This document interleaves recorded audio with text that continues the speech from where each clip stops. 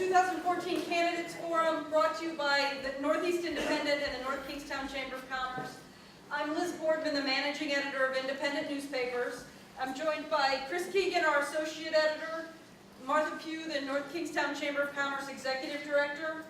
In the back is Lynn Abrams, our advertising director. If anyone in the audience would like to ask a question tonight, we have cards and pens in the back. Please write a question out real quick, and Lynn will come through and collect them, and then while they're doing opening statements, I'll go through them. Tonight we've brought together the North Kingstown Town Council candidates. Candidate Richard Lemire declined our invitation. We ask that the audience remain silent during the forum and to refrain from commentary or applause until the end of the evening. That'll let us get through more questions, considering there's a good number of candidates. Each candidate will make a 2-minute opening statement, and then Chris and Martha will begin asking questions, with each candidate given 1 minute to answer. The candidates are seated in reverse alphabetical order, and Dick will get the first question. We'll start left to right, and with each question it will move down, and so Ellen will get the second to start the second question, and so on down the line. Closing statements will also be 2 minutes, but we'll begin in the opposite order with Jason starting. The questions came from the Independent, the Chamber, and from our readership, and from tonight's audience. They will be asked randomly there's a bowl up here. One contains questions from the Chamber, one contains the Independents and the audience and reader questions. Maura will be keeping time, candidates. Maura, raise your hand. Maura will be keeping time on the iPad. It'll beep or give an alarm when your time is up. A quick reminder that this is a forum, not a debate, so we're looking for each of your ideas and answers to the questions, and we ask you to not attack your opponent or ask them direct questions. If we feel that a candidate has been attacked, we will reserve the right to allow them a 30-second rebuttal. Video from tonight's forum will be available on our website, independentri.com, the Chamber's website, northkingstown.com, and replayed on public access television, Cox Channel 17 and Verizon Channel 37. The times for those rebroadcasts on TV are still being established. We'll post it to our website and to our Facebook accounts so that people will know when they'll be available. We also have election tabs with information about the candidates at the back of the auditorium. And thank you so much. I'm going to turn over the evening now to Chris and to Martha. Thank you for coming out. Liz, maybe if we could turn it up a little bit. Turn it up a little bit.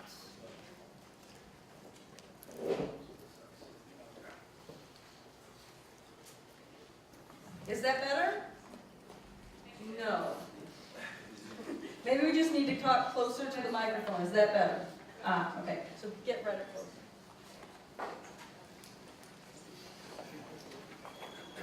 Each candidate has 2 minutes to give an opening statement. Mr. Walsh. Good evening, and thank you for coming tonight.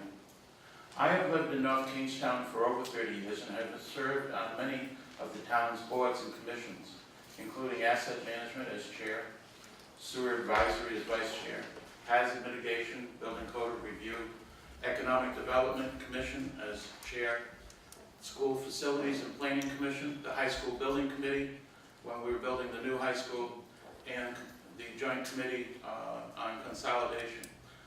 I've also served as an elected member of the North Kingstown School Committee and currently on Town Council. I've also served as the chairman of the North Kingstown Chamber of Commerce, board of directors on the Quonset Davisville Corporation, and the former Bayside Family Health Center.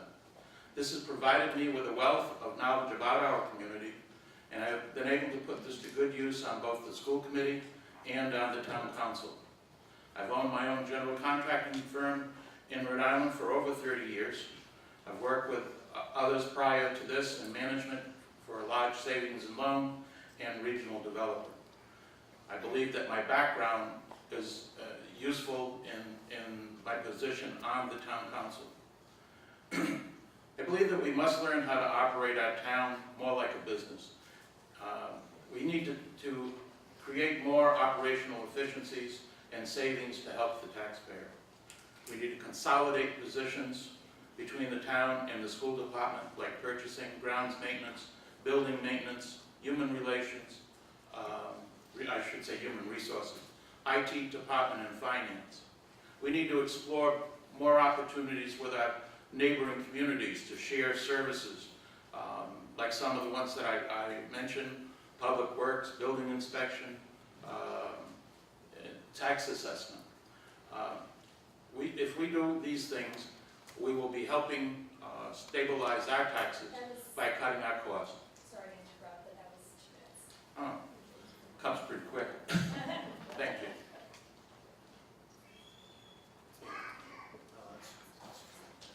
Sir.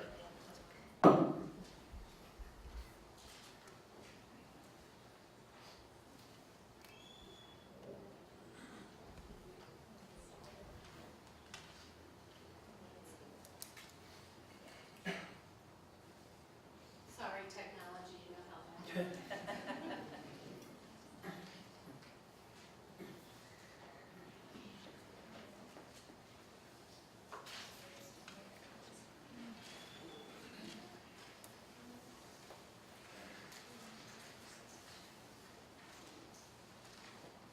It worked at our office.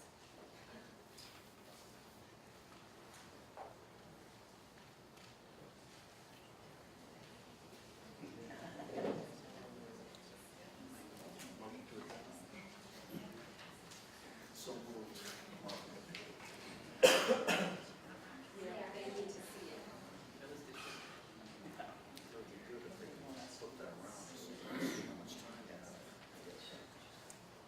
I have a stopwatch if you need it. We wanted it so you could see it, is what that would the be issue good. was. Okay, so you know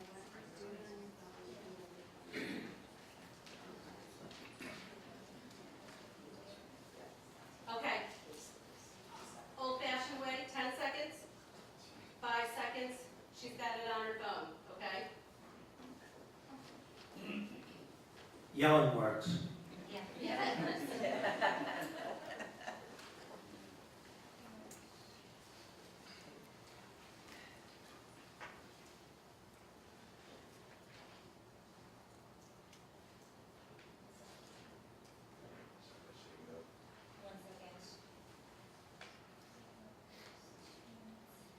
Okay, go.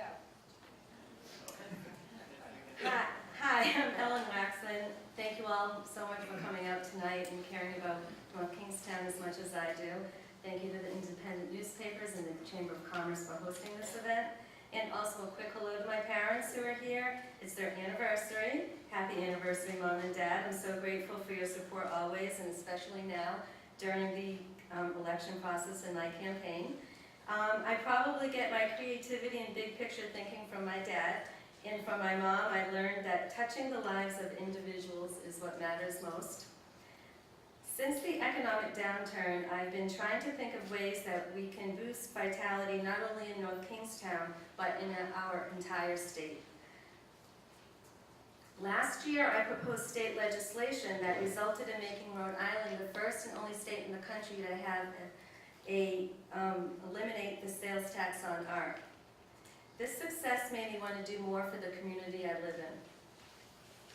Yes, I think one person can make a difference, but I really believe if we work together and combine our knowledge, energy, and creativity, the possibilities are endless. I'm an active member of the North Kingstown Economic Development Advisory Board, and I know I can achieve even greater results as a member of the North Kingstown Town Council.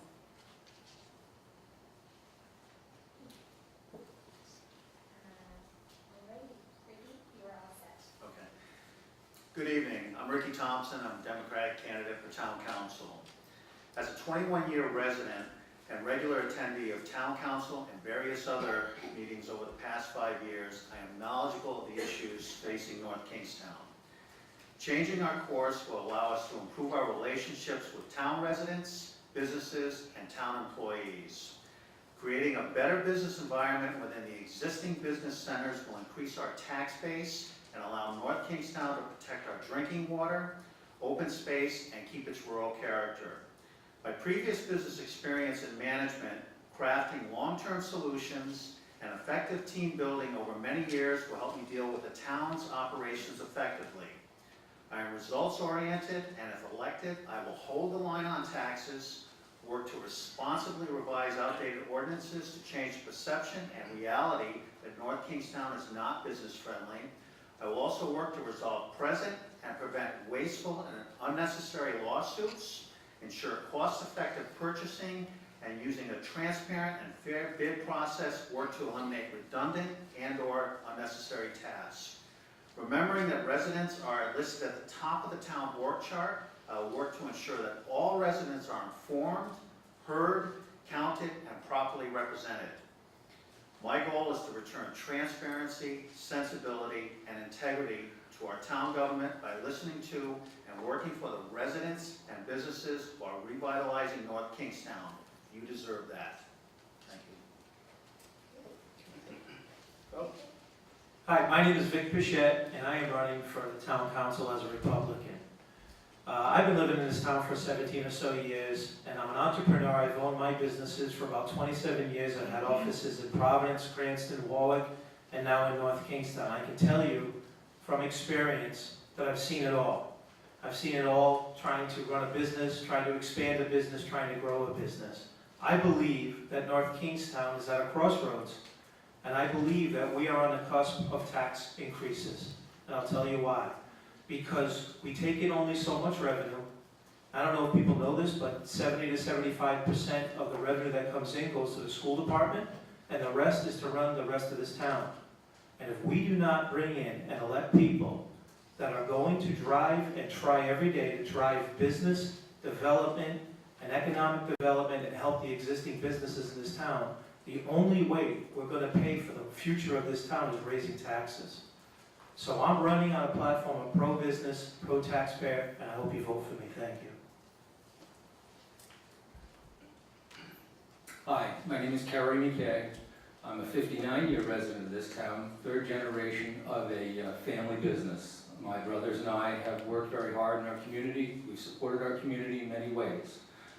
One of the reasons I ran for council to begin with was because I was one of those people who used to sit back and say, complain about, and not do anything about it. My feeling is that I needed to be a part of taking care of my town and our business. Our families are very important to us. I believe that's the most important thing in this community, is the strength of our families, and the financial wherewithal of our community to support those families is critical to me. I'm on the council. I am the liaison to the school committee. I'm the liaison to the arts council. I was on the zoning board in the late 80s, and I felt it was time to step up to the plate, come forward, and have some common sense business approach to our community. I would like to continue on the path we've taken and create more economic opportunity, try and redevelop Post Road, try and work with some of the developers and development that's come through town that will increase the revenue base for this community. Thanks very much. I'm Kevin Maloney. I'm a 20-year resident.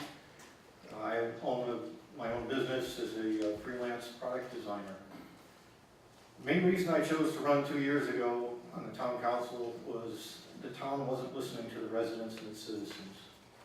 As Rick had mentioned, the people of North Kingstown sit at the top of the chart, and the council reports to them, not the other way around. That's still the #1 reason I've chosen to run for council, to represent the people of the town and not the special interests. I moved to North Kingstown because of its charm and its character. I'm frustrated when I look at the vibrancy outside our borders and compare it to what's going on within. Post Road is looking a little sad right now. A lot of effort went into the Post Road corridor plan. It was a great looking plan. But developers are building outside the corridor and businesses are moving outside the corridor. It needs to be fixed, and we need to attract new business. We just approved the sewers, which is a start, but we need to review and modify the plan to eliminate unnecessary restrictions. Market analysis was done not too long ago, and it shows that North Kingstown is adequately covered or oversaturated within a 20-minute drive time. Growth is relatively flat. Yet we seem to have opened the floodgates to business development all across town. And we need to be more focused and more targeted in where we put this business. I expect we're going to hear a lot about lower taxes tonight. I just want to say that Councilman Welch and myself were both involved in keeping the taxes low over the last 2 years. Yep, thank you. Good evening. My name is Carol Houston. I'm a lifelong resident of North Kingstown, which is 60-plus years. I'm a retired teacher of English. I have 2 children, David and Tori, who both went to the North Kingstown schools, and 3 grandchildren. I am a member and past chair of the West Bay YMCA, member of Gilbert Stewart Board of Trustees, past member of the Rotary and Lions Club. I also deliver Meals on Wheels, and I've been on various boards and commissions. I have been on the school committee, and I've been on the town council 3 terms. Despite the financial challenges of the past 6 years, thanks to good management, the town has remained financially sound. So sound, in fact, that our bond rating has been upgraded. Plan development reflects the changing demographics of the town, which demands more village-centered development. The recent sewer projects will help reinvigorate Post Road and Wickford. This year, we saw the lowest tax increase in a decade, with no increase on the municipal side. We have negotiated contracts with the police and municipal employees unions, which reflect structural changes that save the money, town money, year after year. However, more remains to be done, which is why I am running for re-election. I have proven myself to be both business-friendly and taxpayer-friendly.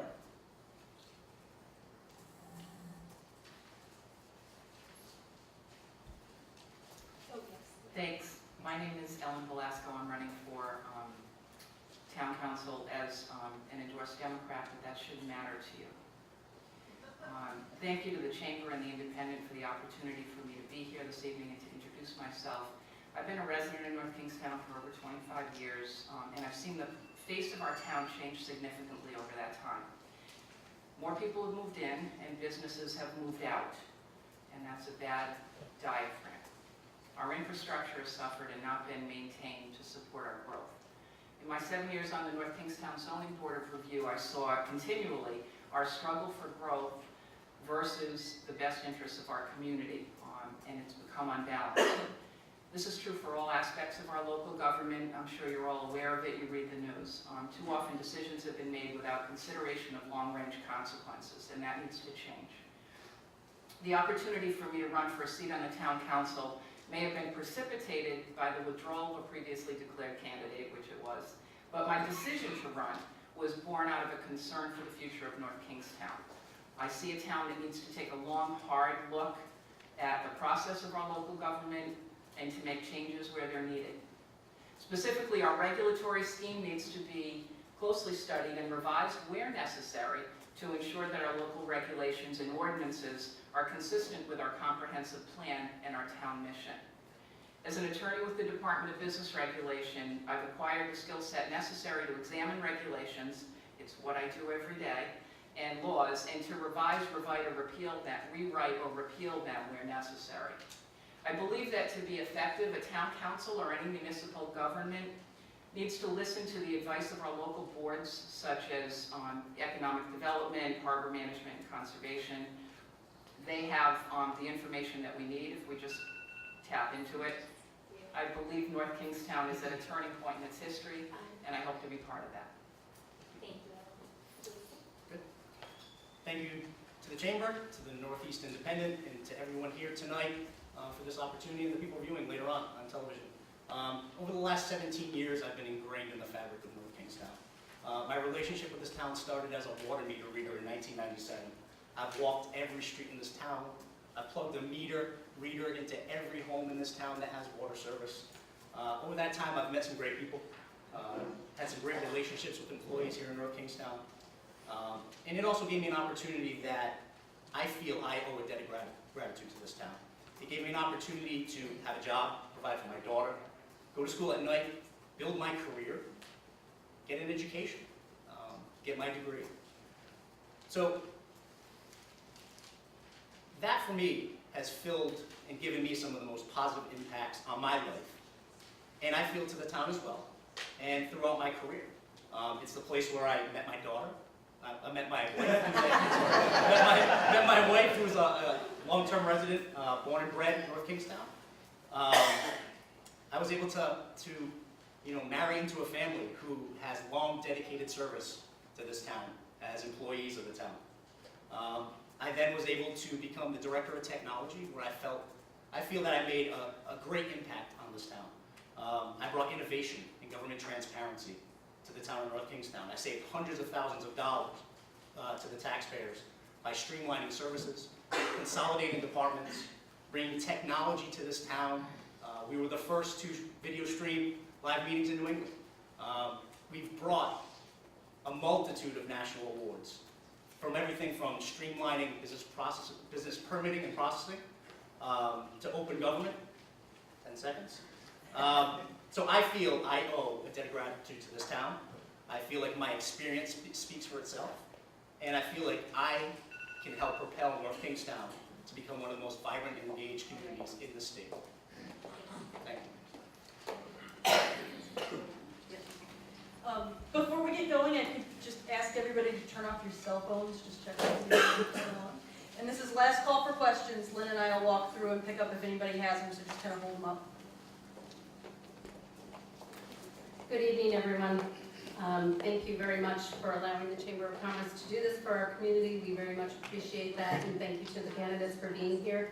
The questions given to you today from the Chamber of Commerce are from many, many people in the community who emailed me, and I've included those in, and then of course some that our board of directors came up with as well.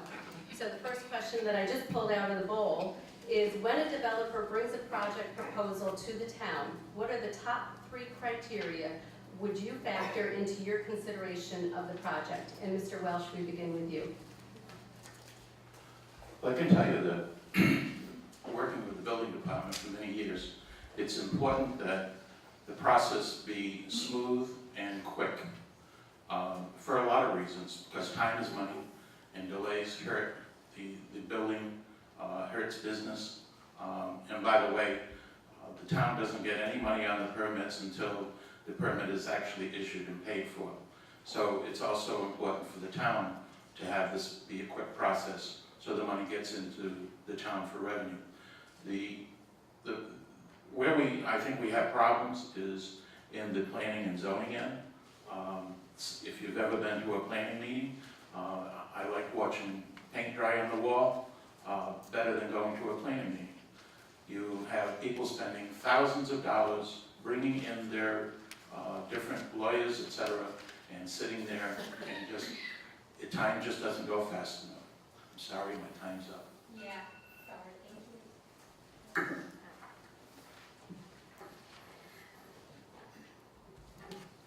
I want to see North Kingstown become a place where it's welcoming and friendly and easy to do business.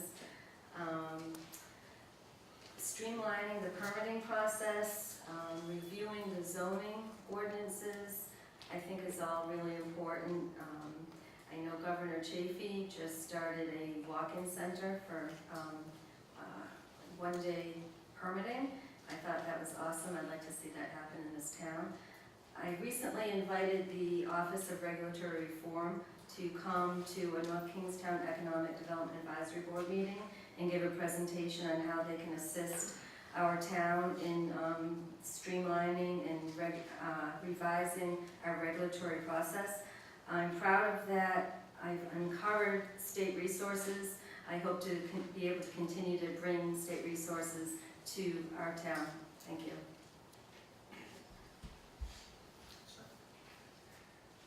Again, as someone that regularly attends meetings, including planning commission meetings, I've seen a number of businesses that come to town and want to do something, and the ordinances are very prohibitive for a number of these businesses, and I couldn't agree more. We need to streamline our ordinances, we need to simplify the process, and we need to be more business friendly.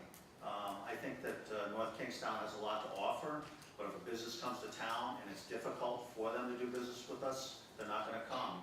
And I personally know of instances where there's businesses that wanted to come and they decided that they're not going to because they just didn't feel it was the right situation for them with the difficulties.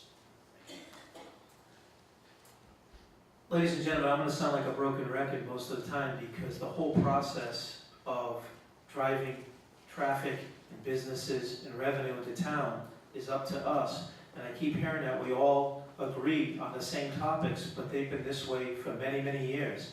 We need to elect people who are going to get things done now. We don't have time anymore. We have to get it done now. So if somebody has a viable project they want to bring into this community, and it doesn't hurt the water, and it doesn't hurt the air, and they're putting their own money in it, and it's going to benefit the taxpayers, I'm all for it.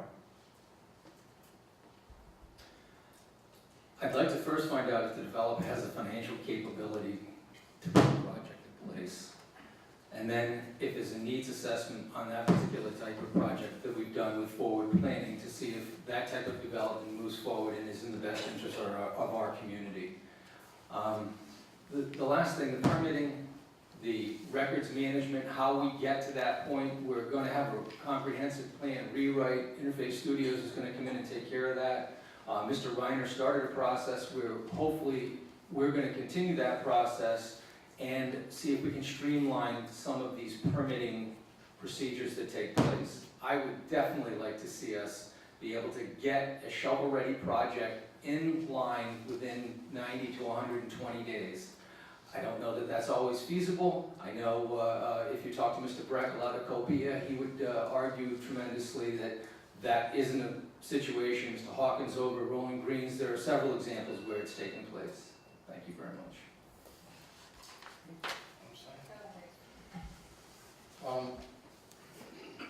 I think the value to the town is one of the most important things the business should have.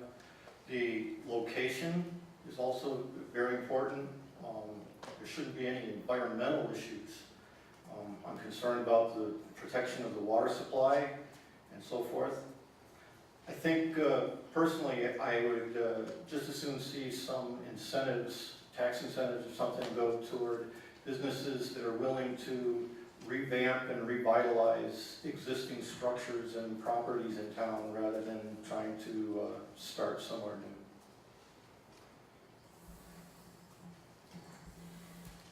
Streamlining the process is definitely one thing that needs to be done. And I believe the Planning Commission right now and the Planning Department are looking at ordinances that are outdated and some that are, even though they go to the zoning board and are approved 100% of the time, the Planning Department needs the right to be able to give that project the go-ahead without going before the Planning Commission. I agree. What I'm going to want to know, though, in order is, first of all, once a developer presents a plan, are the engineering, DOT, and groundwater studies complete? And are they credible? Are they recent?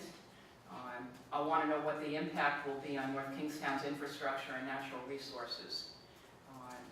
I also want to know, and probably most importantly, is it consistent with our comprehensive plan as it exists, as opposed to having to make changes for individual developers in situations where the comprehensive plan may not be consistent with that proposed development. So we all talk about streamlining the process. In order to be able to do that, we need the infrastructure to make that happen. And you have someone here who has the experience with the technology and process improvement to streamline all of our processes throughout our departments. We need a system where we can have workflows that people can approve things in a timely fashion. We need to make sure that when someone submits a permit into the town, they can get through the process in a timely fashion. So we need that infrastructure in order to create an environment where we can have someone go through the process quickly. For me, I want to make sure that there was minimal impact on our town services and infrastructure, as other people have mentioned. We want to make sure that there's going to be a heavy burden on our school district, a heavy burden on our water, and we want to make sure that it's not going to be a burden on our taxpayers as well. So, and the other piece that I wanted to talk about was that I want to make sure that it's vetted by all of our professionals. So it goes through our planning department. It goes through all of our boards and commissions, but through a streamlined fashion. Next question, starting with Ms. Waxman. Does the town do enough to preserve the unique and historic qualities of Wickford? And what changes would you like to see to increase the number of visitors to the village? That's a great question. I own a business in Wickford. I've been there for 17 years. It's an art gallery. And so I'm really in touch with the needs of the business community. I would really like to see the town undergo identifying our assets, unique advantages, establishing a community brand, and doing some marketing and promotion. I think that would really help boost the foot traffic and allow the businesses to be able to remain open longer. I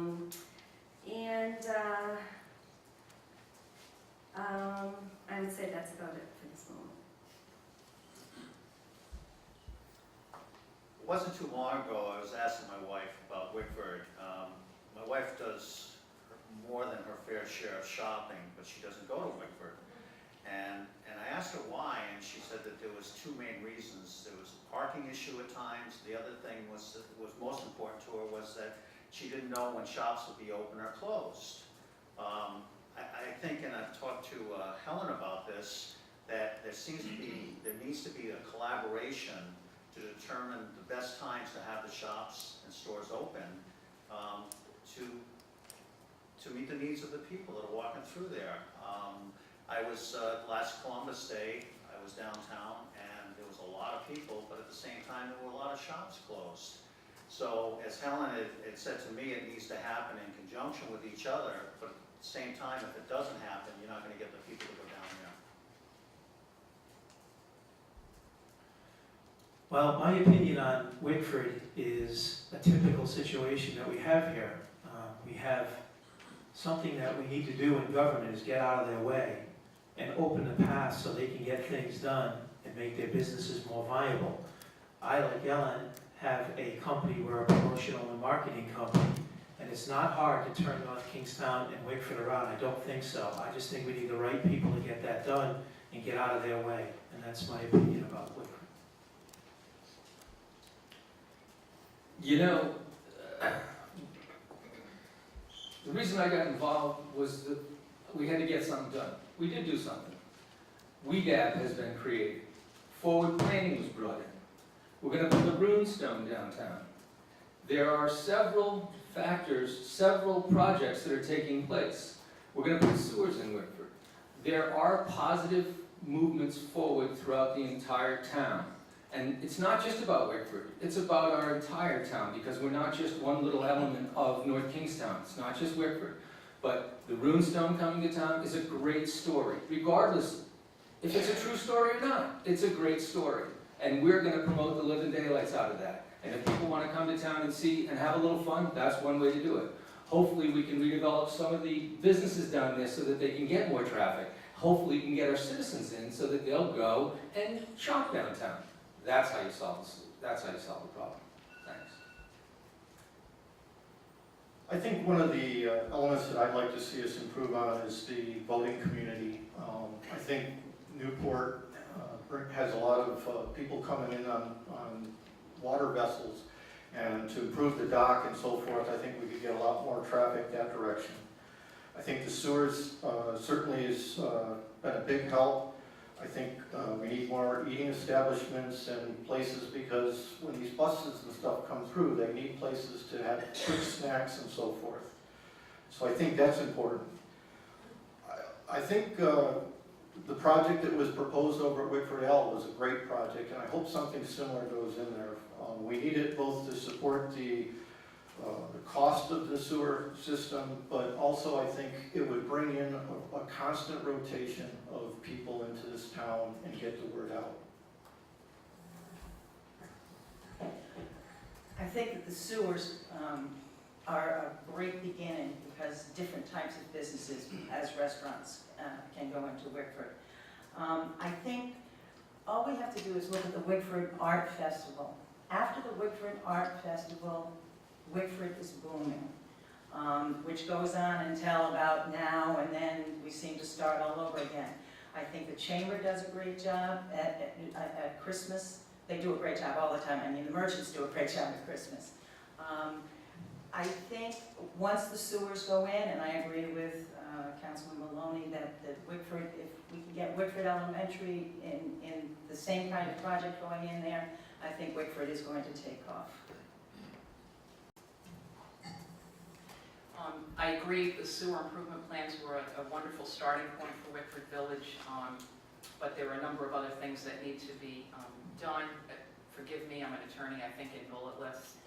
We need to facilitate a more diverse mix of businesses, specifically specialty retail and more restaurants. That's something that as I've gone around the town, I continue to get feedback about. We need more restaurants, we need more tourist and resident-drawn attractions to the town, to the village. We need to institute longer operating hours as well for the businesses in Wickford Village. It's difficult to plan a shopping trip and not know whether or not your particular favorite place is going to be open because the hours differ.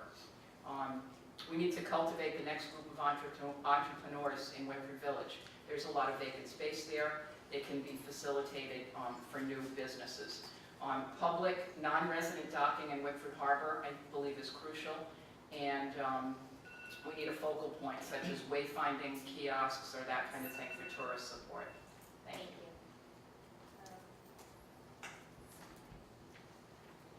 So all the people that I've spoken to about Wickford who are from out of town have talked to me about two challenges that they have when they try to shop in Wickford. One of them is parking, and one of them is hours of operation for the stores. We have people who are willing to come here, willing to shop in the stores, willing to eat. I have people that I work with who've come to Wickford looking to shop at one of the jewelry stores and get some lunch, only to find that the place they wanted to go to lunch was closed and the jewelry shop was getting ready to close. So for me, I think we need to open up the avenues for our businesses to stay open longer. I think we need to promote the assets that we currently have. I think we could build a lot more traffic within Wickford if we did a good job of promoting those businesses and promoting the things that we do, like the concert series. That's huge. My family and I go to that on Tuesdays, we go to that on Thursdays. We need to promote it more, get more people involved, and get more people walking and more traffic through Wickford.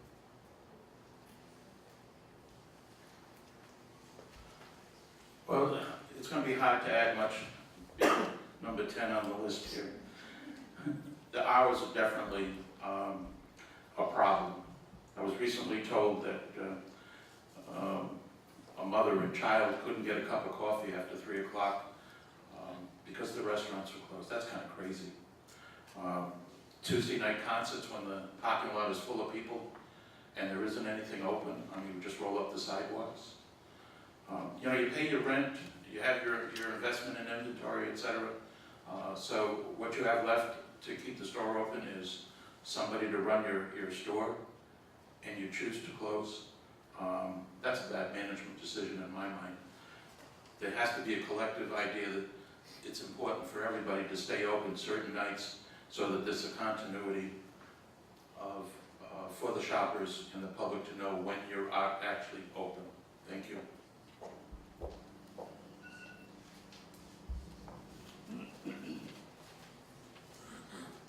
Okay, the next question starts with Mr. Thompson.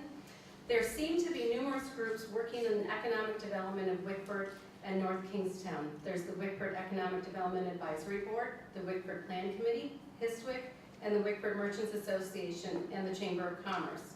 Do you favor the consolidation of at least the two town council groups, the Wickford Economic Development Advisory Board and the Wickford Plan Committee? I believe I do. I'm a regular attendee of the EDAB meetings, and quite often the members of the WEDAB committee are in attendance and they actually participate. Can you tell people what WEDAB and EDAB are, please? Okay. EDAB is the Economic Development Advisory Board. WEDAB is the Wickford Economic Advisory Board.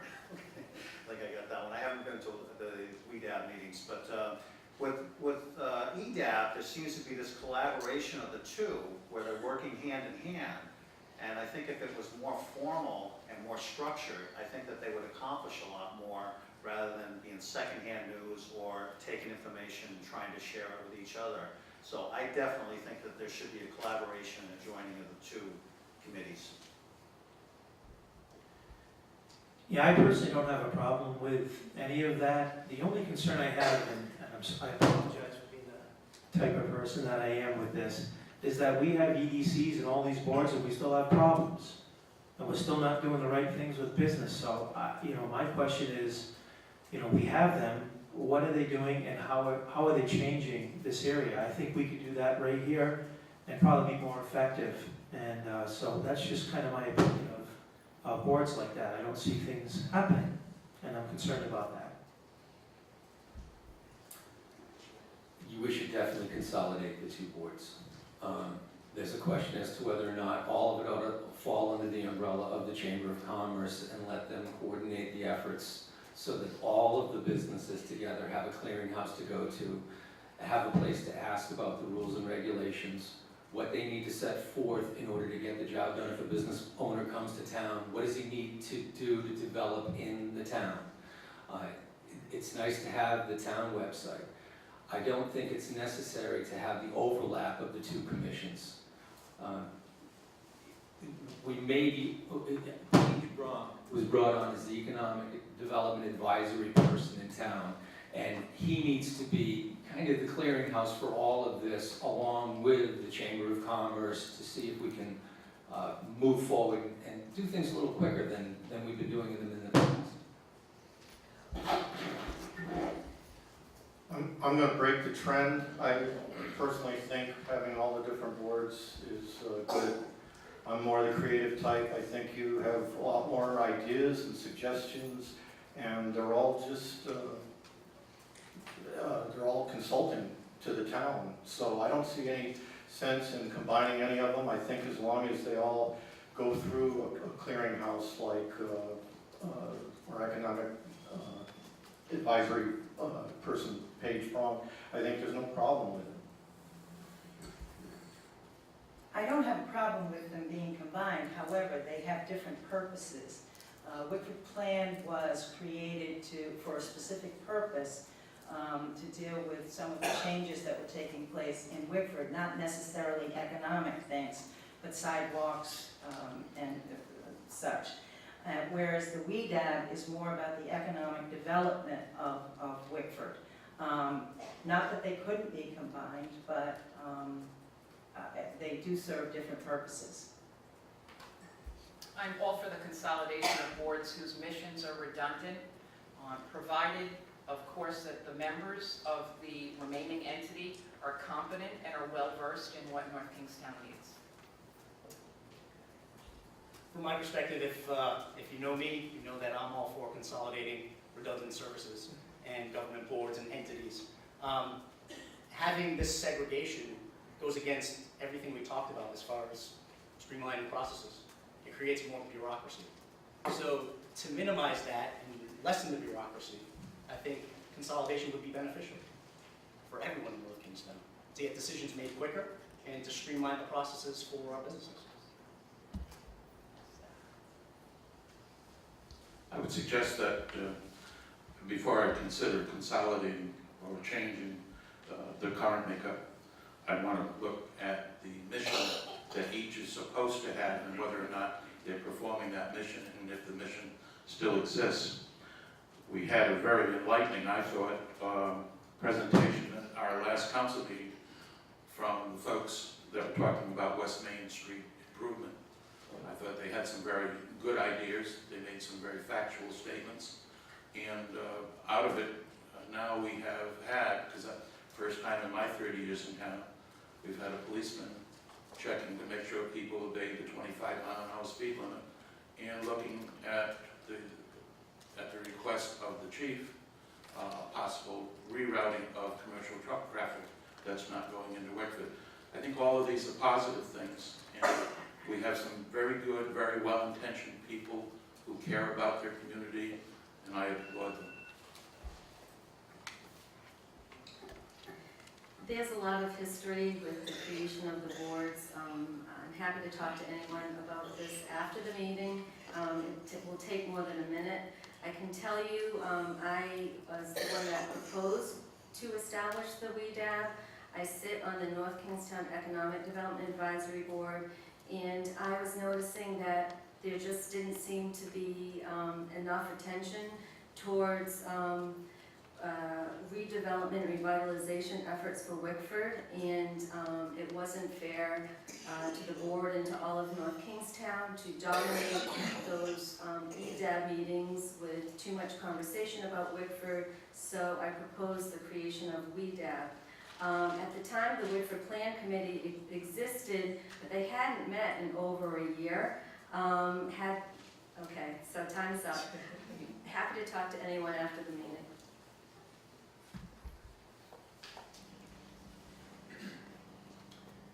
Daily ridership at the Whitford Junction commuter rail station is quite low, considering the size of the facility on 10 Rock Road. What can the town do to make Whitford Junction more of a draw? And if elected, what steps would you take to improve on what is currently there? Is that me? Yes. First? Oh, sorry. That's okay, thank you. Well, you got me with something that I'm not all that familiar with at this point. I do know that this is all about economic development, and I think if we promoted this town, this thing's weird, if we promoted this town a little bit better, and we drove more traffic into this town, and we made more viable community, and we helped business people use the system, I just think it's underused because people really don't know enough about it. So I think it's our job to promote that and get people to use the system. The Walmart project, the CO family, there are plans to possibly redevelop and develop further that site with some rental units and things like that. That should help with the process. Once we establish a little better track record with the transit-oriented development programs, and we put bus pass in, and we bring closer, more viable communities together, and we encourage people to use these services, it will work for us. This is a little like the sewers. This is an infrastructure issue we've started, and it's not a quick fix. None of this is a quick fix. It's not going to happen overnight. But we've put the infrastructure in place so that we can move forward and market these programs and market outside our communities to Boston, to Connecticut, to have people where they might want to travel to Providence, where they might want to travel to Boston more frequently and work in those areas. That would help us tremendously. I think one of the bigger, quicker fixes that we could do is somehow convince the people to have the weekend travel service. I think there's a lot of people, including myself, who would be willing to get on a train on the weekend, because I work at home during the week, but go up to the games or go up to Boston or so forth. And I think we need to focus on that first. Secondly, there's probably has to be some kind of transportation if there are people coming down this direction to get them around either to downtown or over to Quonset or wherever we need them. It is something we have been working on, and it's sort of a catch-22. They will do weekend runs if they get more ridership during the week. People say they will use it if there are weekend runs. We have gotten some indication that they may be moving to the weekend runs. And I think it takes years, they say, before they get the ridership that they want. And I know that the retiring president of the town council has offered to drive a trolley from the train station down through Wickford when it has more runs. Clearly, the current frequency of rail transit service at Wickford Junction is insufficient. It does need to be increased, and whatever we need to do as a town to make that happen should be at least explored at this juncture. Certainly, one thing that will make the site more attractive for residential and non-residential development is that there is transit or bus connections, whether it's Liz Dolan driving a shuttle bus to Wickford, I don't know, but Wickford Village and Quonset are certainly in close enough proximity to Wickford Junction to make that ridership increase exponentially. So hopefully those are options that can be explored. So from my perspective, it's about promoting the assets that we have, right? It's creating an environment where, we're promoting our recreational activities to bring people in. We're creating a community where people can afford to live here and commute out. The professionals commute to Providence, commute to Boston. So we need to create a healthy tax rate for those people to want to come here to live. Opening up on the weekends, I know I would take the train to go to Fenway, absolutely. I would go to Boston, and I would travel there. But we also need to have a viable tax rate for our businesses as well. We need people to come here to work. We want people to come here for their jobs, commute over the rail, and get really the traffic going in that commuter station.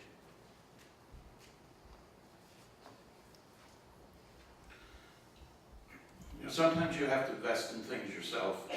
We're asking the MBTA to have a schedule to our pleasing, but they're being cut by the state of Massachusetts, their funding, which has obviously an effect on our schedule because their first goal is to service Massachusetts. They have to compete with Amtrak for time on the rails, and those rails belong to Amtrak, not to MBTA. You go to other places like New Jersey or Connecticut, they own their own light rail system. They own their own rail cars. If we wanted to get better schedules, maybe we have to look at doing it ourselves and making that investment in it. At some time in the near future, when Amtrak replaces a bridge in Connecticut, we may get the Connecticut Light Rail, which will take us right into downtown New York. That will change how much readership that we get.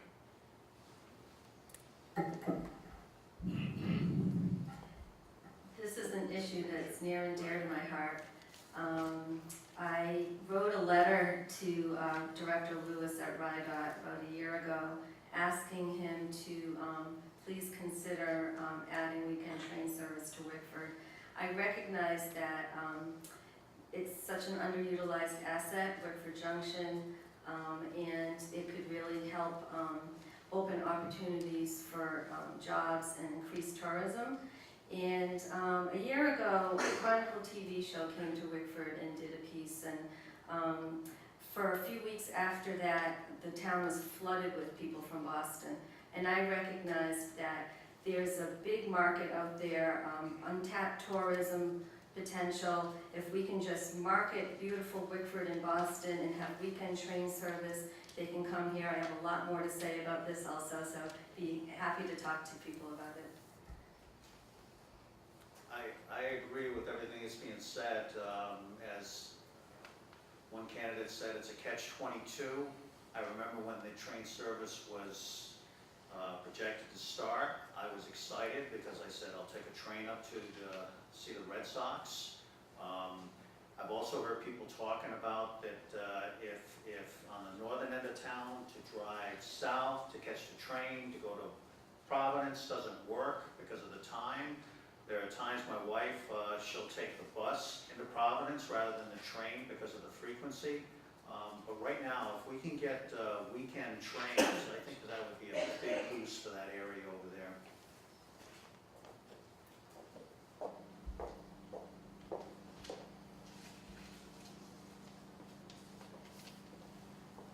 We begin this one with Mr. McKay. Oh, this is perfectly right up your line. Recently, the school committee approved a capital improvement plan for $22 million in long-term infrastructure needs. How would you propose funding capital improvement projects for the school district in the future? Boy, loaded question. I didn't make all the questions. Yeah. It's very difficult to find cost savings, so at some point down the road, we either have to look at bonding some of these capital improvement projects. We certainly have to put a prioritization plan in place, which the school committee has already done. We've identified 1, 2, 5-year, and 10-year goals. The other issue is at some point, somewhere along the way, with all of these aged school buildings that we have, this community is going to have to look at putting some investment into a consolidation program where we put in a larger school facility. They're in now, they're moving out of the administration building, which is not an easy building to heat and air condition and things like that. So we're going to have to look at a major plan down the road, and we are going to have to address that issue just the same as we've addressed sewers, because education is very important. the school budget takes quite a big chunk out of our taxes, and I think we need a little bit better communication between the school and the town as to who's responsible for what CIP projects or capital improvement projects and so forth. One of the things though is I have had some concern and discussions that we fund students that go out to some of the charter schools. And all those students that go to charter schools, if we're paying the same rate for our local kids, that's lost revenue that could go toward repairing roofs and our infrastructure here, and instead it's going to the charter schools. So I think if we can keep those students here, or at least not have to pay for them, then we can build upon our own structure. When I was on the school committee, we set up a fund, or the town council, I believe, set up a fund, and I don't know what happened with, but we used to put, there was supposed to be money going into that fund. Somehow, I don't think it ever happened, but it was something that was talked about. I think if we put some money aside at some point, then we wouldn't have to go out to bond for everything. The other thing is, we have too many schools. We need to consolidate some of the schools. As far as charter schools go, that money is for education. I do not believe that it should be used for capital improvements. I believe that it is for education. Capital improvement funding by bonds has proven to be, by and large, the most effective method for raising funds for local budgets. But if you consider bond referenda and what they cost taxpayers over time in capital and interest, sometimes they're not the most advantageous go-to method in terms of funding local needs. I agree that coordination between the school committee and the town council is crucial to find innovative funding methods, to come up with something in our budget that's earmarked for something else that can be diverted to the needs of our local schools. Consolidation is a good idea. I think that it needs to be looked at far more carefully than it has been so far before we start cutting schools and start closing, educational facilities around the town, but it makes fiscal sense. So for me, consolidation is a priority. We need to realize economies of scale across the board.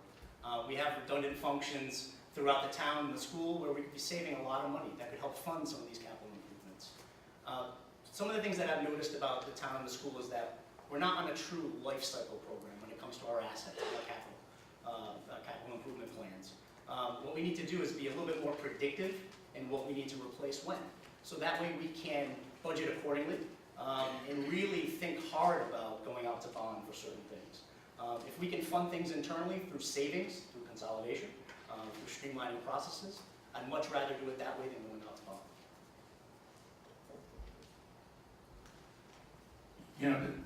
All cities and towns have been handicapped by the state in a number of ways. There's a Senate bill that was passed a number of years ago called 3050, which has reduced the maximum amount that any municipal budget can be increased. What it's done, quite frankly, in a lot of towns, is made it really difficult to maintain their property because all they're able to fund is the operating costs and the expenses of operating the municipality and pay for the teachers, etc. When we did the phase 2 test that's required by RIDE to give a 5- and 10-year review of all of our buildings, the architects and engineers came up with $45 million worth of repairs and updates that should be done. Then the state decided to pull what they call housing aid, and now all they will fund is life safety and handicap. So the money isn't there.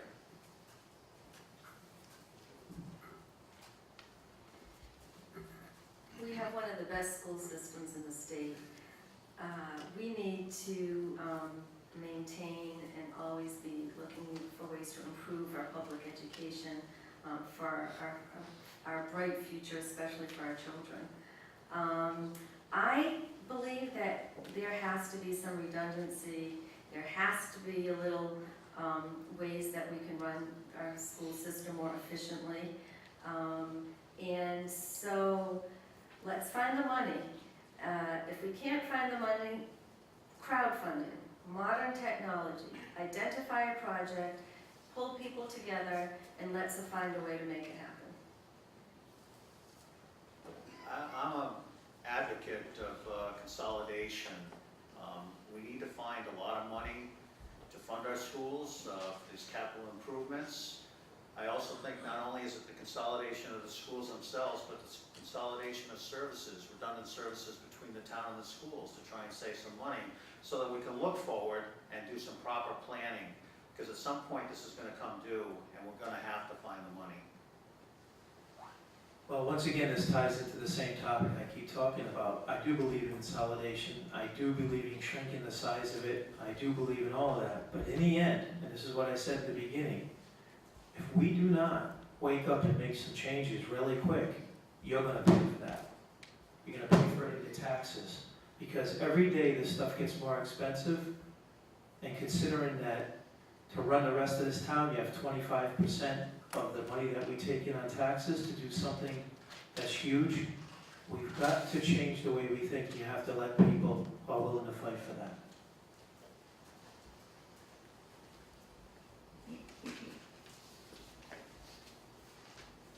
Next question starting with Mr. Maloney.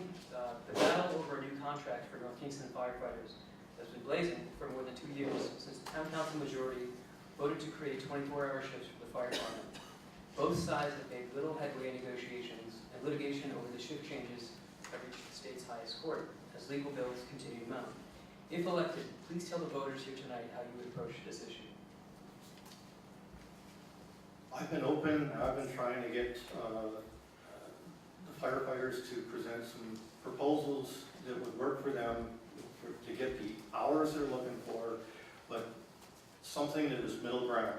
I think the previous town council, before I came on, has shown that they could save $1.5 million.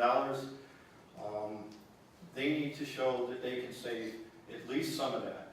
Negotiations are about finding middle ground, and to date, I haven't seen anything in writing that has been agreed upon by both sides. I'm a little surprised in that the council spent some time looking over the last contract proposal, and we put our time into it, but it never got taken to the firefighters for a vote. That's just surprising to me. I want to put to rest that the legal fees are more than we would be paying the firefighters. I'll just give you 2013-14. We saved $1.4 million, and our legal fees were $349,000. So that's a net gain of $1 million, over $1 million. So our legal fees are nowhere near as much as what we would be paying firefighters. We made 3 very generous proposals to the firefighters, all of which they turned down. We're now in the Supreme Court. We'll just have to see what happens. First of all, this issue is by and large out of the town's hands at this juncture. Projecting ahead without knowing what the courts will do is conjecture at best. I was thankfully not part of the town council when this issue came before them, but I believe that failure of the collective bargaining process is at the root of it. Labor union contracts, at least for the fire department, have always been dealt with by collective bargaining agreements. They have proven to be the most effective in terms of mediation of each side's agenda, and they've been very successful in the past. And I don't know, and I'm not pointing fingers about where that failure of that process took place. But I think that in the future, negotiations or any labor or contract union issues need to be addressed in a spirit of mediation as opposed to a spirit of us versus them. And future town councils can certainly be a vessel for that. So the situation is unfortunate for all parties. Unfortunately, over the years, the 2 sides have continuously bargained to impasse. And as everyone said, on October 29th, it's going to be before the Supreme Court, and then it'll be heard. What I can confidently speak to is the future. And over my course of time here in North Kingstown, as a department head and a leader within the town, I've built very strong relationships with all of our departments. So I feel, from my standpoint, what I can do is I can make sure that we're sitting down, we're constructively negotiating in the future, and we're all looking toward that same goal. And that goal is to provide the highest quality service for our residents, for our businesses, at the same time making it affordable for our citizens and businesses to run those organizations. So for me, what I can bring is a strong relationship and the ability to sit down and negotiate for our citizens and our businesses. Having only come on after the fact, not just almost 2 years now on the council, everything was already set in motion with the firemen and the town regarding the contract.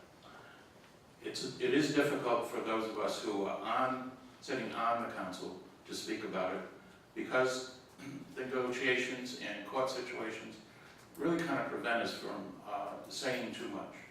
But I will tell you that I have always been willing, able to meet anywhere, anytime with the firemen, whether it be at a negotiating session or in private, and have done so to try and move this negotiation situation off of first base, if you will. I would just say that it has to be something where they understand our problems just like they want us to understand theirs. Thank you. It's a complicated issue. It's been going on for years now. I have read many of the communications provided from the fire union. I've been able to read and learn about any of the communications from the town side, because much of the conversations have taken place in executive session and they have been sealed. So it has been difficult to get the full picture here. In an attempt to become informed, I did visit the fire station on more than one occasion, and I have understood that replacing a 4-platoon system with a 3-platoon system can be very effective and cost efficient if the call volume is low enough. But our call volume is fairly high, and I'm getting a card. So basically, safety first. Let's make decisions based on safety. As Ellen and Dick alluded to, there's a lot out there, and what I've learned is through the newspapers, through town council discussions, but I fall short of knowing what's going on behind closed doors. I have spoken to firefighters. I do know that this seems to be a topic that has divided a lot of people in the town. I like to be an optimist. We do need to save dollars. We need to save tax dollars. But I also like to think that two reasonable people or groups sitting down can work out an agreement. And again, I don't know all the details, but I just feel if I was on the council, I would look forward to trying working out an agreement. Short of that, it would be the Supreme Court.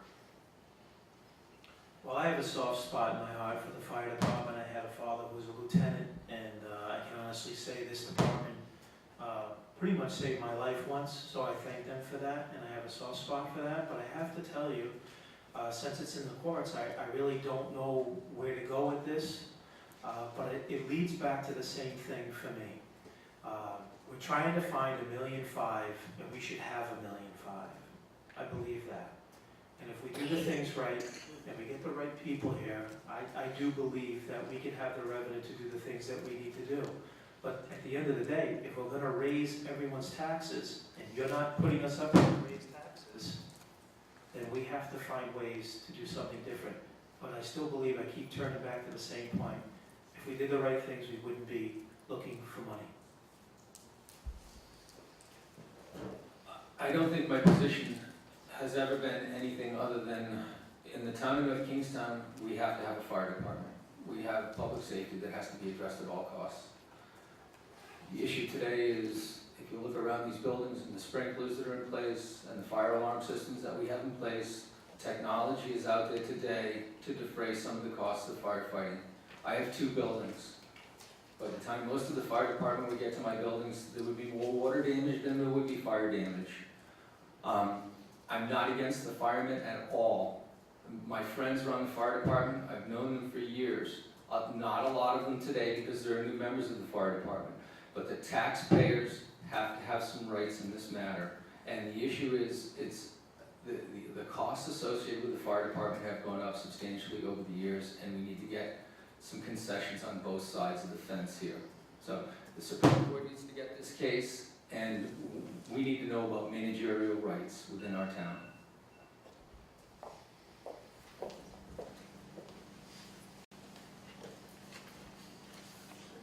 Ms. Houston's next, first up.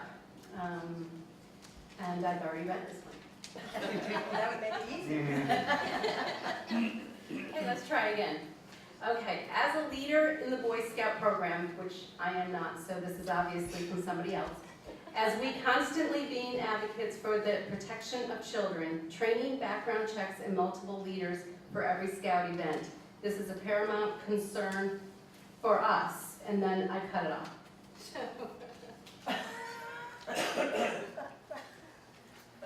Okay, just a little bit embarrassing. Time's up.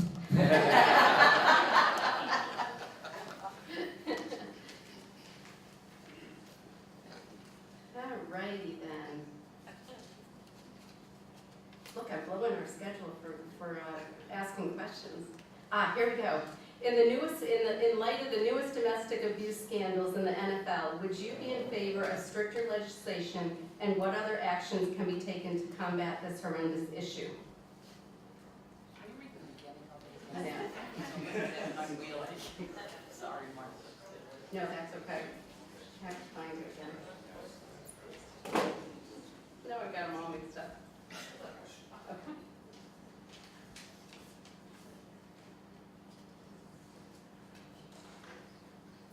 Okay.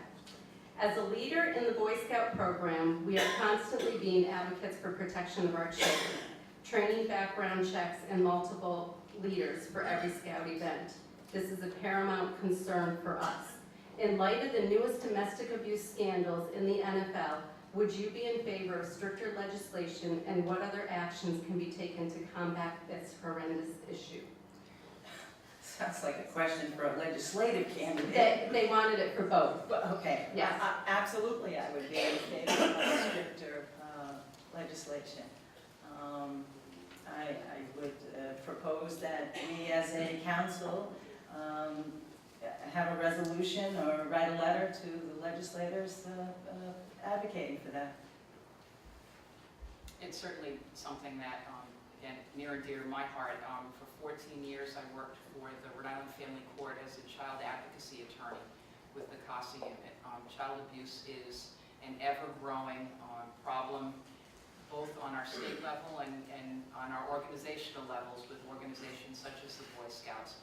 Certainly, state legislation is the way to stalwart any additional growth in that, to improve clearance procedures for folks who are working with children or near children. The child abuse zones, which have been delineated by our General Assembly over the last 2 sessions, have certainly made some strides, but there's always more opportunity for making more stringent requirements to determine that the people who are working with our children are individuals who are safe and don't pose a risk to them. So, absolutely, I would support any legislation that went up to the State House concerning abuse. From a town council perspective and the things that are within our control, I would make sure that we're diligent in making sure we vet any volunteers, any people who work for our recreation department, and anyone who donates their time to the town when they're working with children. So I'd make sure that we had regulations in place as well, so we're properly vetting those people. There's not really much to add. I'm in favor of protecting children. I've always been more concerned about children than adults. Children get come here by no choice of their own. So anything we can do to protect children and move them forward is something I can support wholeheartedly. but this is really a legislative situation. I'm certainly in favor of keeping our children safe. I'm not necessarily in favor of adding more laws and rules and regulations. I just wonder if we can have more stringent background checks that are administered from the Boy Scouts organization or from within the school system without adding more layers of laws and legislation. I'm in agreement that we do need to protect our children, and as Ellen indicated, if the law needs to be passed to do that, then fine. But other than that, and short of that, we need to enforce the existing laws to make sure that our children are safe. Well, this is kind of right up my alley. One of the businesses I've owned for 27 years is a public investigating agency that specializes in legal investigation and mostly family matter stuff. So this is near and dear to my heart. I live this all the time, doing cases for families, court systems, and lawyers. So I'm big on background checks, and they're not that expensive, but they have to be done correctly, and I'm all for it, 100%. I agree. I have 3 kids. I'm one of a family of about 30 or 40. By the time we all get together, I don't think anybody in this room has a question whether or not we should protect children. This is just a common sense. We need to protect our children, period. End of discussion.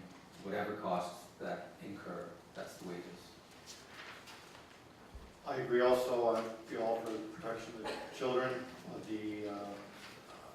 As Carol said, I'm not sure there's much outside of putting a resolution together.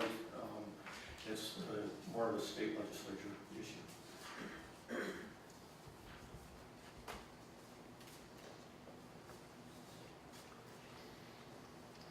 Okay, the next question is a crowd or audience submitted question. Given the persistent and increasing water restrictions on residential use, is it feasible to continue to allow businesses unrestricted usage and continue to issue building permits? Ms. Velasco. A little unclear on the nature of the question, but I'll try to address it as best that I can. Individual businesses obviously have different water requirements depending on what business we're talking about. Limiting their use of water may infringe on their ability to do business, so I think that would certainly be counterproductive on a town level. In terms of water quality in town, I think that that's a bigger issue. That we rely greatly on our groundwater committee, groundwater and quality committees to make recommendations and determinations to the town about what may need to be restricted in terms of water use. But absent knowing exactly what type of business we're talking about, I can't really talk about restriction. I don't think we're at the point in North Kingstown where we're looking at residential restriction and that kind of thing. So to infringe on someone's right to use water that they pay taxes on, I think that, again, that's not something I think that the town should look at on a town-wide basis.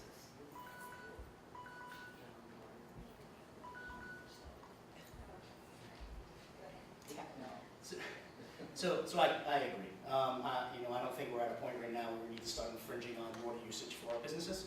I would leverage our professionals. We have a water department, we have different committees who can come to the town council and give us their recommendations on water usage throughout our town. And I would leverage them. Again, the question's a little vague, so I honestly feel that I don't think we're at a point where we need to restrict water usage for our businesses. I think that would, as mentioned, impede business and thwart the growth of businesses in our town. But I would work with our professionals to get a good gauge on where we are. It's definitely something that needs to be considered when a new business is opening, a new manufacturing facility or whatever, as to what their water needs are going to be, and I know that they do that in planning. The biggest abuses, though, I think you will find are with residences. The watering with irrigation systems when it's pouring outside, the not converting to low flush toilets and aerators on the faucets, etc. I think the water department would tell you that the reason that they raise the rates on people who abuse it is it's not businesses, it's residents. And that's where, we've been concentrating. And I think you'll also find out that planning requires drought-resistant, low water use landscaping now. So, where are we spending our efforts to try and curb water use and overuse? Residential.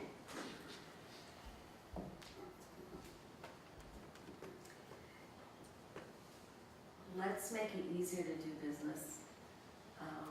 Leave the, less restrictions, and leave it to the water department to make the decisions. Other than sprinkler use, I agree with what's being said. Businesses don't seem to be the problem. It's more a case of residents watering their lawns. There is the odd even day now, or twice a week, that people are allowed to water the lawns. And I think that, from what I understand, the biggest issue is pumping capacity. And other than, I don't know, maybe 1 or 2 days, 5, 6, 7, 8 years ago, we haven't approached that capacity. So as far as businesses are concerned, as long as they adhere to the lawn watering restrictions, I'm fine as is. Yeah, I don't have much more to add to that, except that I feel you when you're a homeowner and you want to water your grass and you feel like you're going to get in trouble if you're on an off day or on an odd day. I understand that, but in the end, I would never even think of going after a business and having them shut their water down. So I really don't know the answer to that, except that it seems to be working the system that we have. I'm a little offended by the question. The mentality that the businesses have to be penalized over the residences is, to me, a little bit of a front and treating businesses as a secondary citizen here. Businesses are a vital, integral part of our community. We don't survive without them. They supply a tax base. When you come calling, we donate, we give. There are a lot of things that we do that we don't get a lot of credit for. We don't ask for a lot of credit. But to think that you would have the ability to restrict a business or business use, to me, that seems to be a little contradictory. The residents' use, particularly the sprinkler systems, is the biggest problem that I think we have with the water system. And like everyone else, I don't know that any restrictions on the business are necessary. I think a lot of the planning takes care of some of that as they're doing the development plans. I will say though, I have been, on occasion, I have driven by some fairly large business complexes and watched the sprinkler systems going during the rain, and you would think that we could, that the businesses might at least afford some of the rain monitors to help eliminate that problem and the issues that the perception by the public. Wish I'd gotten this question first. I'm the liaison to the groundwater committee. I was on the groundwater committee before this. Our biggest abusers are residential users. There are no restrictions on water use to the businesses. The ordinance we created for the 2-day watering was only on residential. And it's the lawn watering in the summer, and it's only for 2 months.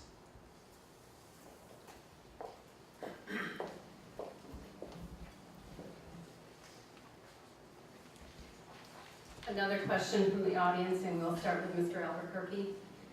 Given the deteriorating state of the businesses on Post Road and the continued new development proposed in the progress in other areas, are we abandoning Post Road as a viable commercial district? No, I don't believe we are. I think what we're doing is we're going after common sense development in our community. We have the opportunity in another area to build a development that serves the needs of the town with very little impact on our town, on the services of the town. I think we can look at Post Road in particular as one section that we can concentrate on, but we also need to build out throughout our community. We need to create that healthy tax base across the town. So for me to have a development like the Route 2102 Gateway is positive for North Kingstown. It brings in tax revenue with minimal impact to our services. as was said earlier by Councilman Maloney, one of the things that we need to concentrate on, now that we've had the voters approve sewers for both Wickford and Post Road North, is a change in the corridor plan. It hasn't worked. The developers have stayed away because it doesn't suit their investment requirements. It was a good plan, a good idea, but without investors willing to do things, the plan was going to go no place. We've had a marketing survey done at great expense to the community, which fortifies the reason that we need to make the change. The sewers are part of the answer, they're not the whole answer. But without the sewers, we won't see a change in the makeup of Post Road and of Wickford. Thank you. Sewers and updating our infrastructure in that way will allow for more diversity in businesses in Wickford and on Post Road. I am supportive of Grow Smart Rhode Island and smart growth principles. Developing and focusing on existing growth centers before you extend and develop into other areas. I am all for increasing the tax base, but I really want to focus on Post Road and fill our vacancies on Post Road and in Wickford. Going back to the development of the WEDAB, I think we should develop a PDAB, a Post Road Economic Development Advisory Board. Bring together some stakeholders, put our heads together, and figure out how we can revitalize Post Road. I couldn't agree more. I think that, voted to approve sewers for Post Road. The biggest problem that I've seen recently with Post Road is the corridor ordinances. I've been to planning commission meetings where I've heard developers say that they have people that want to go to Post Road, but with the existing ordinances, they said they can't, and they won't. So they're looking at other areas. If you look at areas throughout town, you'll see storefront vacancies. I have no idea why we would not focus on Post Road as opposed to going to other areas in town and pretty much destroying open space and neighborhoods. Well, I have a business on Post Road, and I like Post Road, and it needs a lot of help. And I don't really know how government can put businesses where some people up here decide where we want businesses. Unless you're willing to pay it in your taxes, and we open the doors to bringing businesses in and giving them tax breaks and giving them tax incentives. And I don't have a problem with that at the end of the day, but if you have a problem with it and you don't want your taxes going up, we have to, I don't know how we decide where somebody's gonna go. The sewers are a big help. If we do things right in this town again, and once again, if we help promote North Kingstown and the town, it's a great road, lots of cars go up and down that road. I love having a business on Post Road, but it's really entirely up to the business owner. And as Mr. Thompson said, if we don't stop these regulations, people aren't going to come anywhere near it. Sitting on the council, we have done some things, some very positive things for Post Road. Number one, does that mean I get extra time? That means your time's up.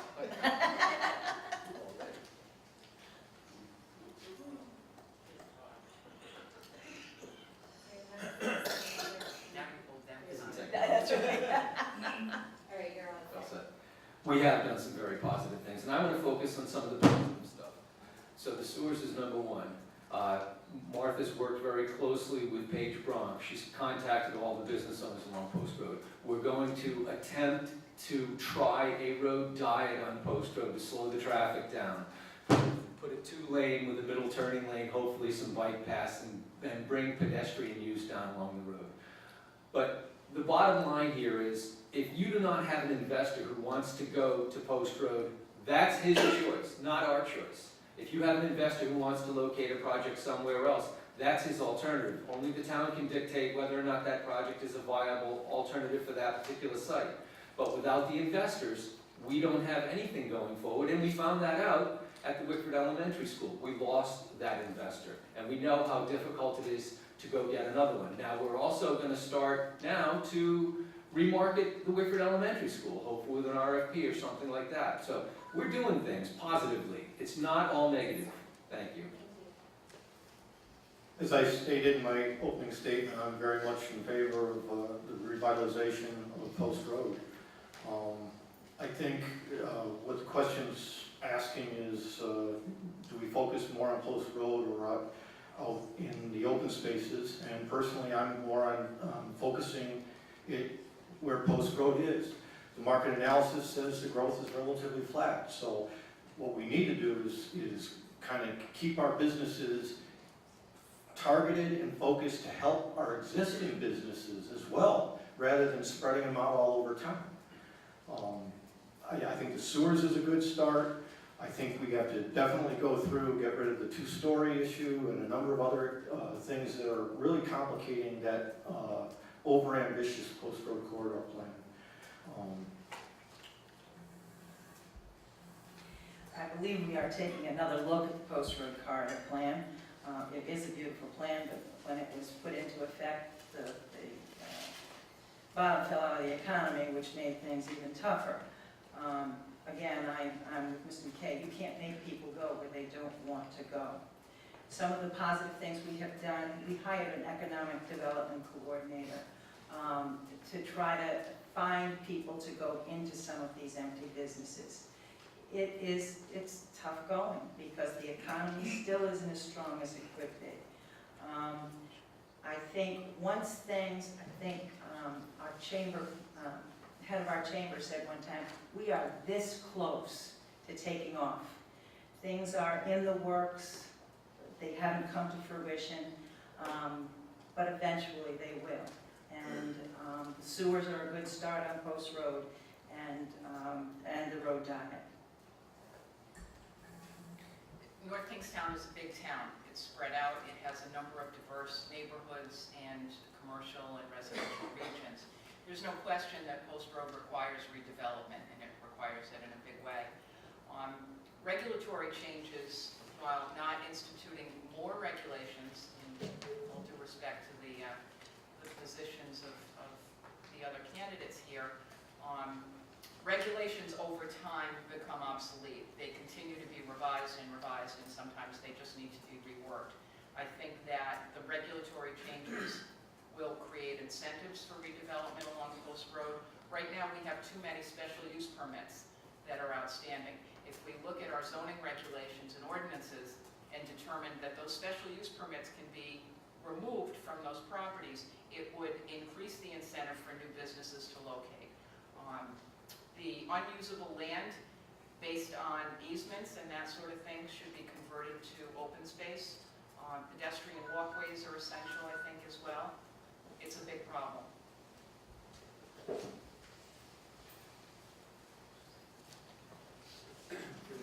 Time for one last question.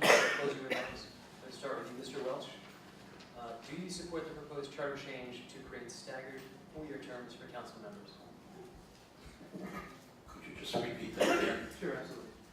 Do you support the proposed charter change to create staggered four-year terms for town council members? Absolutely. What we have now and what has happened in the past has, I think it was about 3 elections ago, when every incumbent on the council decided not to run. You had a complete turnover of the seats on the council. I think the only person at that time in the new council that had any experience was Liz Dolan, returning as a council member. Is that not true, Liz? I think you were the only one, right? You know, you can't run an almost $100 million operation with no continuity, with people not understanding where you've been, the mistakes that were made, and how you had to overcome them. And that's what happened. By having the staggered terms, at least you would have several members returning or staying, and just a couple of new members. I absolutely support it. I agree with Dick. I think it makes sense. Additionally, I would be in favor of increasing the size of the town council from 5 members to 7. I think big decisions are made from the council and a nod of the majority of 3 to make big town decisions.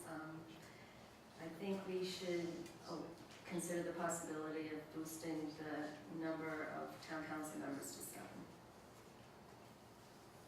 I have mixed feelings with regards to 2-year versus 4-year terms, but I absolutely agree with the staggered terms, just to ensure that there is some form of continuity as we move forward.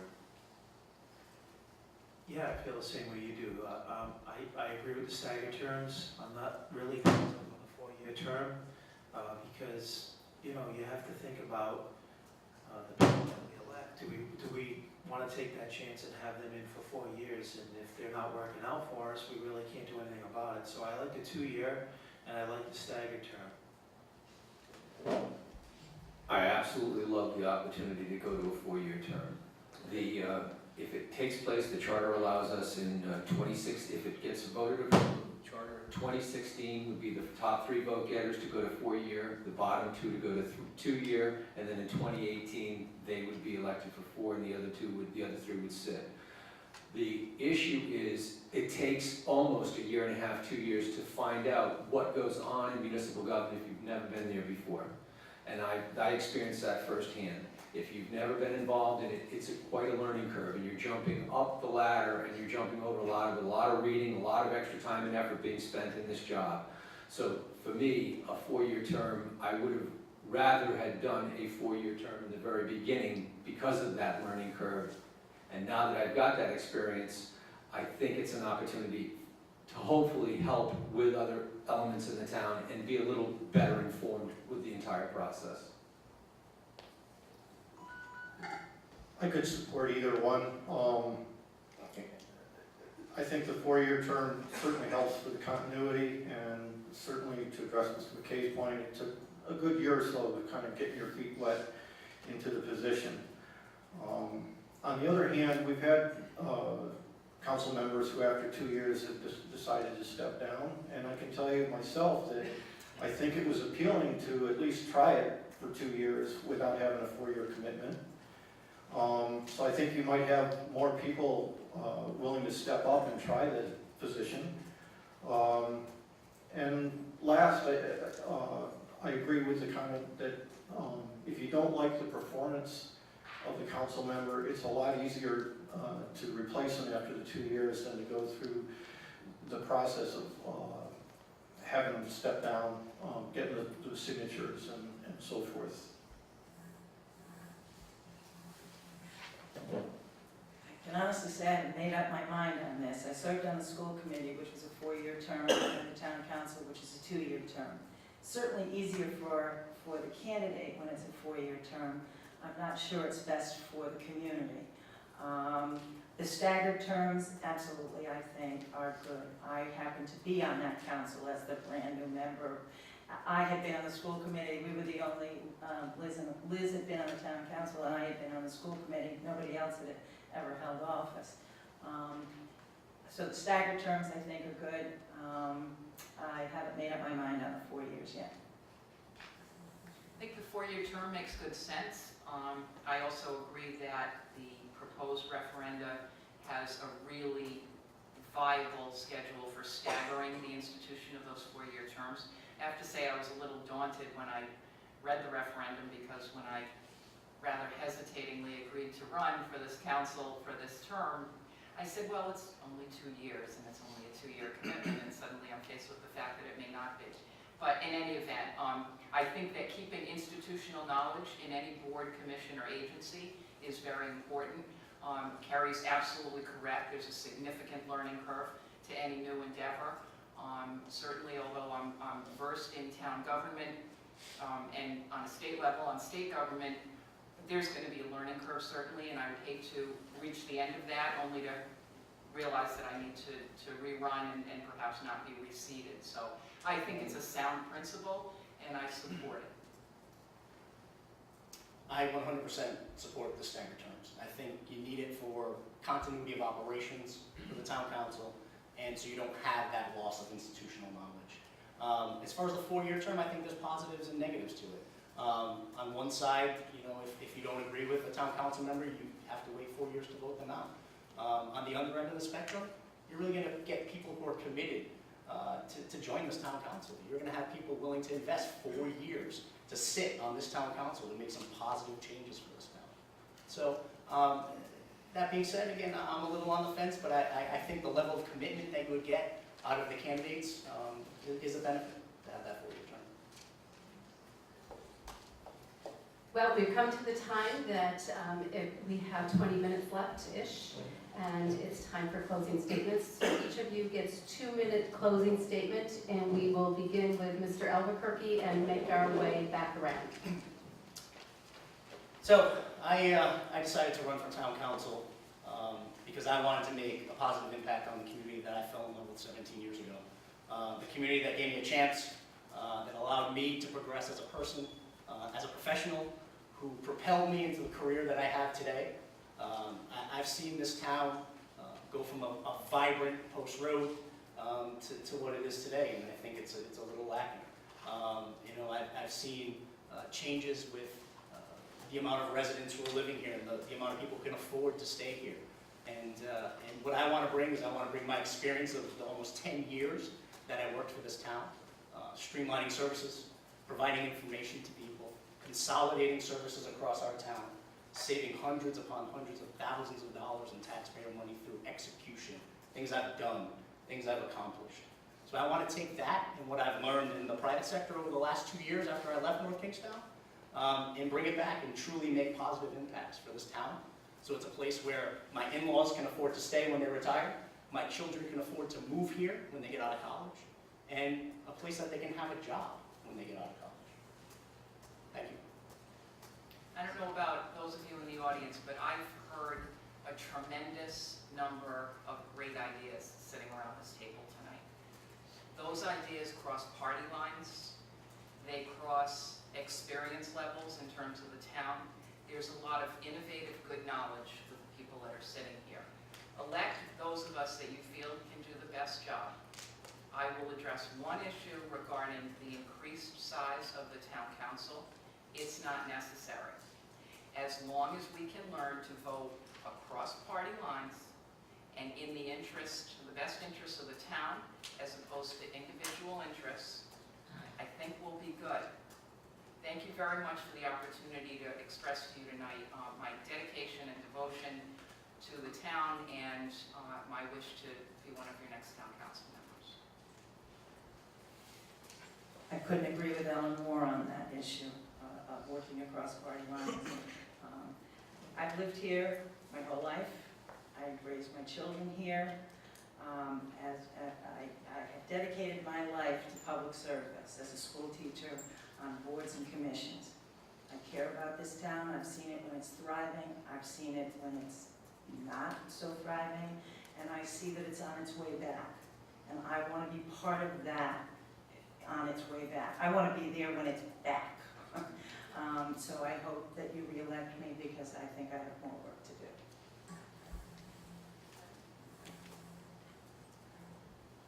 I can tell you even 5 years ago, I never had any intentions or ideas of ever running for town council. I came because there was issues and people didn't feel like they were being represented. And that's all I've been trying to do on this council is represent the people. While I've been on, I've seen other issues, things like the high school, the heat issue at the high school, where the town and the school have been pointing fingers back and forth for 10 years, and it's like, let's just sit down and get this thing resolved.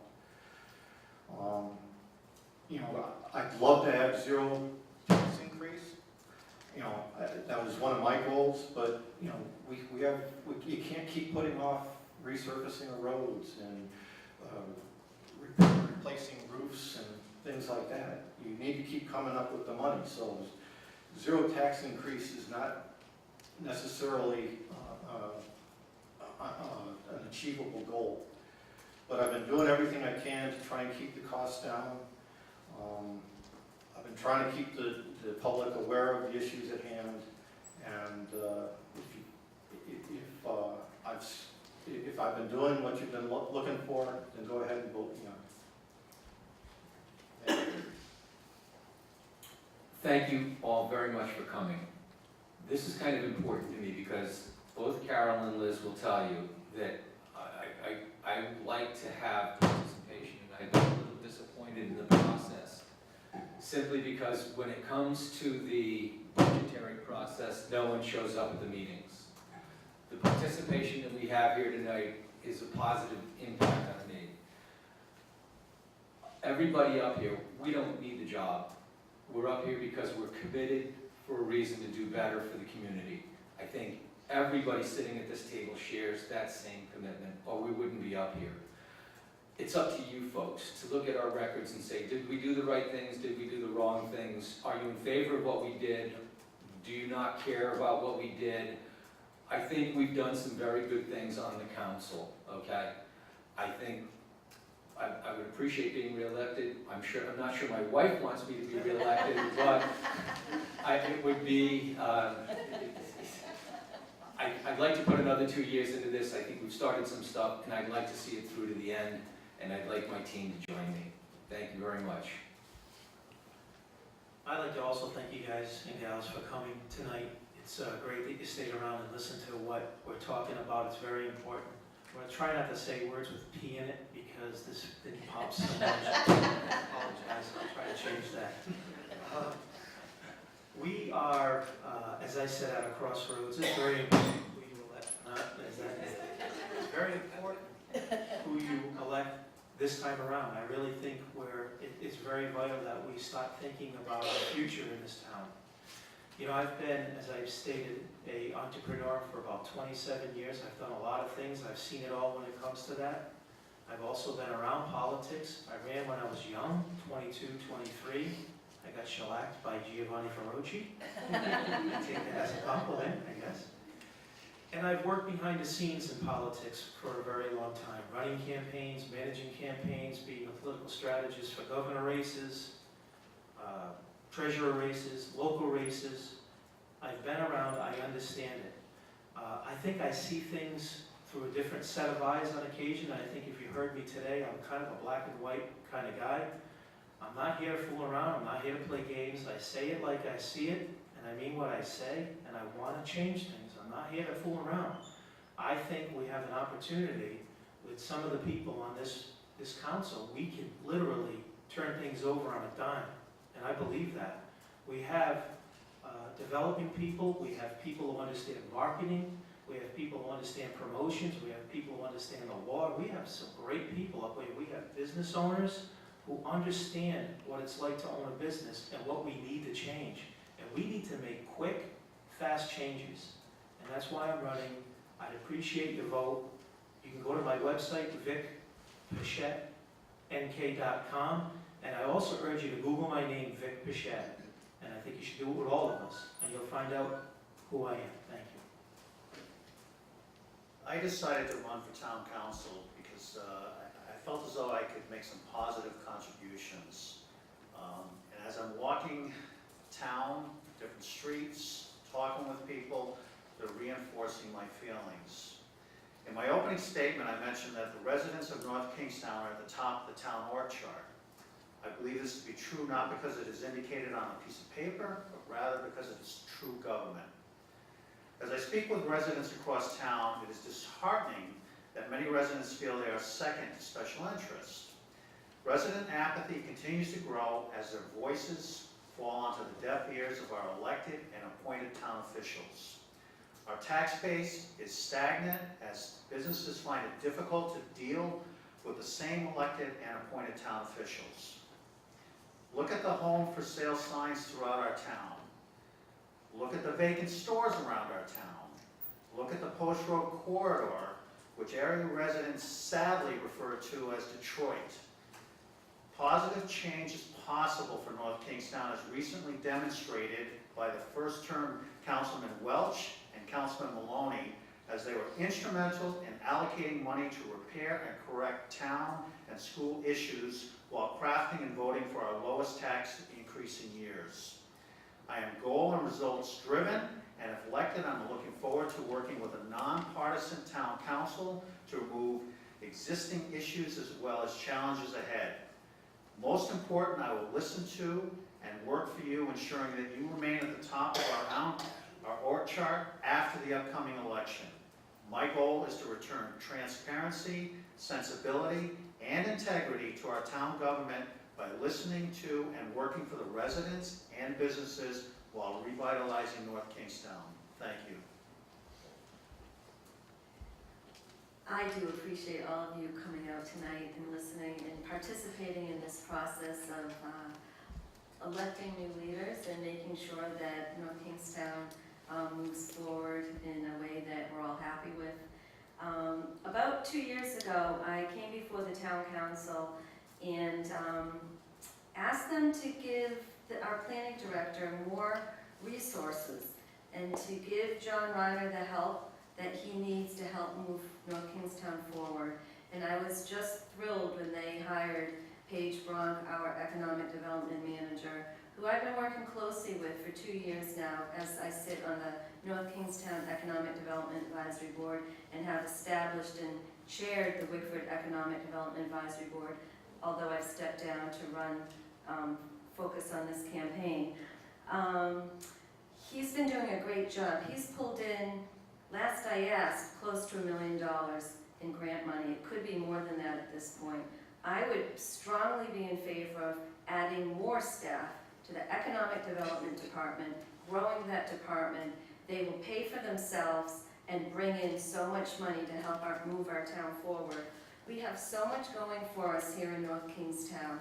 We have our beautiful bay, a world-class port, historic, charming villages, farmland, agriculture, fishing industry, marine assets. So much going for us. There's no reason why we can't be a leading town in this state and draw business, visitors, tourism with the right promotion. Seeing the people in this room, it's amazing. I'm really feeling optimistic for our future with the possible town council that we can put together here. You can't go wrong. I have a website, ournk.org. I encourage you to visit that. Thank you for listening.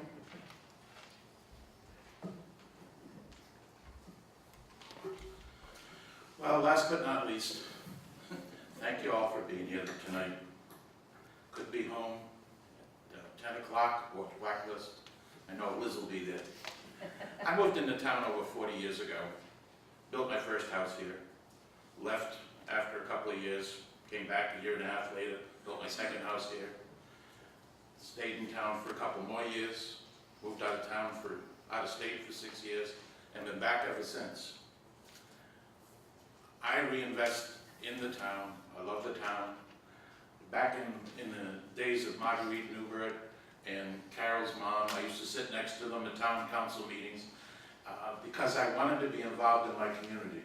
1978, I was installed as vice chair on the sewer advisory committee, and I haven't stopped since investing my time in our community.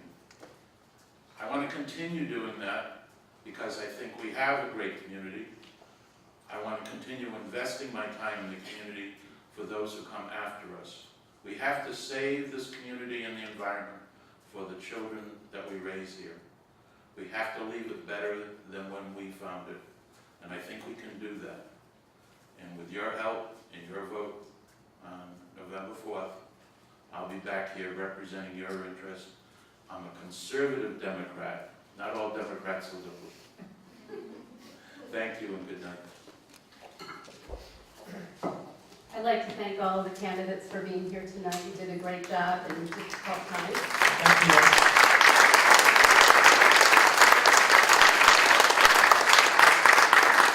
I'd also like to thank all of you for being here tonight. It definitely gives me a lot of enthusiasm going forward for this town and for the Chamber of Commerce.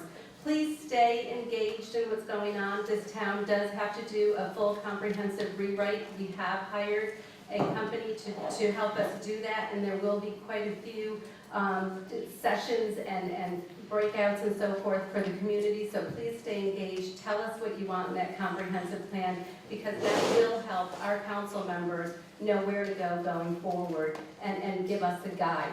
So please do stay engaged. Thank you all for coming. Remember, we have the school committee at 7 o'clock on Wednesday, and at 7:45 will be our state representatives and senators. Thank you very much. Thank you.